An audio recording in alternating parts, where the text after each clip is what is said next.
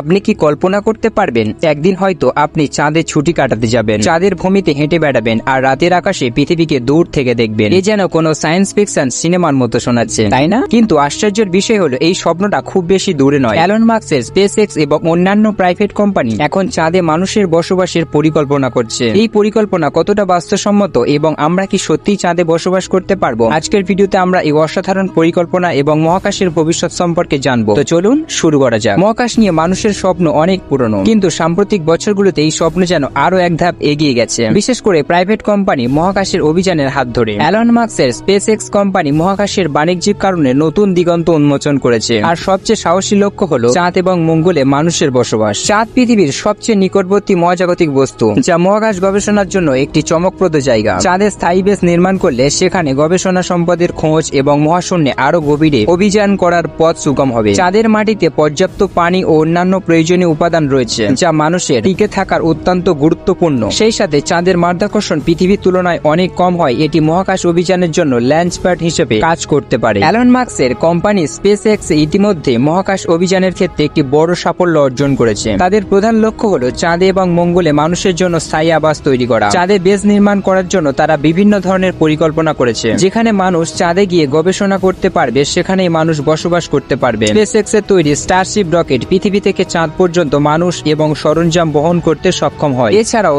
নাসার আর্তেমিস প্রোগ্রামের লক্ষ্য চাঁদে স্থায়ী বেস তৈরি করা। তারা 2025 সালের মধ্যে চাঁদের দক্ষিণ মেরুতে প্রথম নারী মহাকাশচারীকে পাঠানোর পরিকল্পনা করছে। চাঁদে গিয়ে সেখানে গবেষণা করার পাশাপাশি মঙ্গলে যাত্রীর জন্য প্রয়োজনীয় প্রযুক্তি এবং দক্ষতা অর্জন করাই এই মিশনের মূল উদ্দেশ্য। চাঁদে মানুষের স্থায়ী বসবাসের জন্য প্রথমে প্রয়োজন হবে পরিবেশ বান্ধব ঘরবাড়ি, পানি এবং খাবার সরবরাহ। বিজ্ঞানীরা গবেষণা করেছেন কিভাবে চাঁদের মাটি থেকে পানি নিষ্কাশন করা যায় এবং সেখানে খাবার উৎপাদন করা যায়। এছাড়া চাঁদের মাটিতে পাওয়া বিভিন্ন খনিজ ব্যবহার করে ভবিষ্যতে অনেক কিছু তৈরি করার পরিকল্পনা চলছে। বিশেষজ্ঞরা বলেছেন যদি আমরা সফলভাবে চাঁদে বসবাস করতে পারি, তাহলে সেটি হবে মানবজাতির জন্য এক নতুন যুগের সূচনা। এলন মাস্কের স্পেসএক্স ছাড়াও জেফ বেজোসের ও ব্লু অরিজিন, রাশিয়া এবং চীন চাঁদে বসবাসের পরিকল্পনা নিয়ে কাজ করছে। চীনের মহাকাশ সংস্থা চাঁদে একটি স্থায়ী গবেষণা তৈরি করার জন্য পরিকল্পনা করছে এবং তারা 2030 সালের মধ্যে সেখানে মানুষ পাঠানোর লক্ষ্য স্থির করেছে। এই প্রতিযোগিতা মানবজাতির মহাকাশ অভিযানে নতুন দিগন্ত উন্মোচন করেছে। হয়তো খুব শীঘ্রই আমরা সেই দিনটি দেখব যখন মানুষ নিয়মিতভাবে চাঁদে যাতায়াত করবে এবং সেখানে বসবাস শুরু করবে। চাঁদে বসবাসের এই পরিকল্পনা শোনাতে অদ্ভুত লাগলেও এটি মহাকাশের অগ্রগতির জন্য এক বিশাল পদক্ষেপ। ভবিষ্যতে আমাদের প্রজন্ম হয়তো চাঁদে ছুটি কাটাতে যাবে, সেখানে বাড়ি বানাবে কিংবা ব্যবসাও করবে। আপনি কি চাঁদে যেতে চান? এই অবিশ্বাস্য পরিকল্পনা সফল হলে কেমন হবে আমাদের জীবন? আপনার মতামত জানাতে অবশ্যই নিচে কমেন্ট করবেন। আর যদি এমন আরো রোমাঞ্চকর ও ভবিষ্যতের বিষয় নিয়ে ভিডিও দেখতে চান, তাহলে জ্ঞানঝলক চ্যানেলটি সাবস্ক্রাইব করতে ভুলবেন না।